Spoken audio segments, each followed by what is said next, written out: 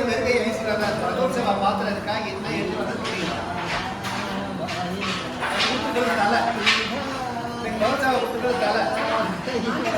உலகளந்த உத்தமன் பேர் வாடி ஆங்கள் நண்பாவைக்கு சாற்றி நீராடினால் நீங்கின்றி நாடெல்லாம் திங்கள் மும்மாறி பெய்து ஓங்கு வரும் சென்னலோடு கயல்களே பூங்குமலை போதில் புறவண்டிகம் கடுப்ப தேங்காலே முக்கிருந்தி சீர்த்தமிழ் வெற்றி வாங்க உடன் நினைக்கும் வல்லல் பெரும சுக்கள்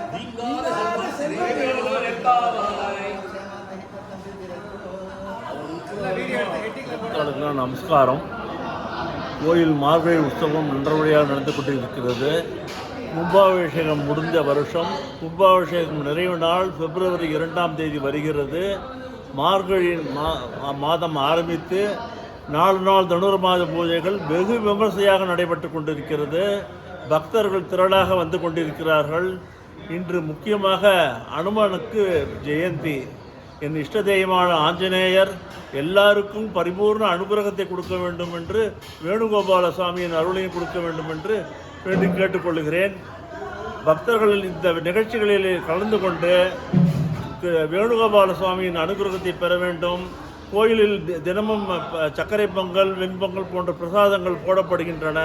அனைவரும் கலந்து கொள்ள வேண்டும். 30ஆம் தேதி வைகுண்ட ஏகாதசி வருகிறது.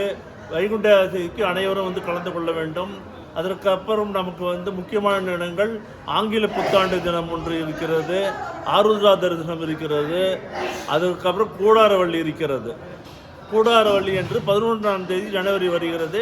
அதற்கு பிறகு போகி என் பொங்கல் பண்டிகைகள் எல்லாவற்றிற்கும் பக்தர்கள் திரளாக வந்து கலந்து கொண்டிருக்கிறார்கள். அதே மாதிரி கலந்து கொள்ள வேண்டும்.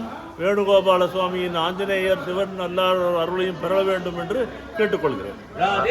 என்னுடன் துளசி மாமி இருக்கிறார்கள். துளசி மாமி நமது கோயிலில் 52 வருஷங்களாக கூடாரவள்ளி விசேஷத்தை நடந்து கொண்டிருக்கிறார்கள். இன்று மாமிக்கு பிறந்த நாள். நம் எல்லார் சார்பாகவும் அவர்களுடைய பிறந்தநாள் வாழ்த்துக்களை தெரிவித்துக் கொண்டு மாமியின் பரிபூர்ண ஆசியை பெற வேண்டும் என்று கேட்டுக்கொள்கிறேன். துளசி மாதா, இந்த அன்பு ஒன்றே போதும், எனக்கு வேற ஒன்றுமே வேண்டாம். இந்த அன்பு இருக்கிறவர்கள் எல்லாரும் கொடுக்குறேன். நான் சொர்க்கத்துக்கே போகணுங்கிற மாதிரி அப்படி ஒரு ஆசை.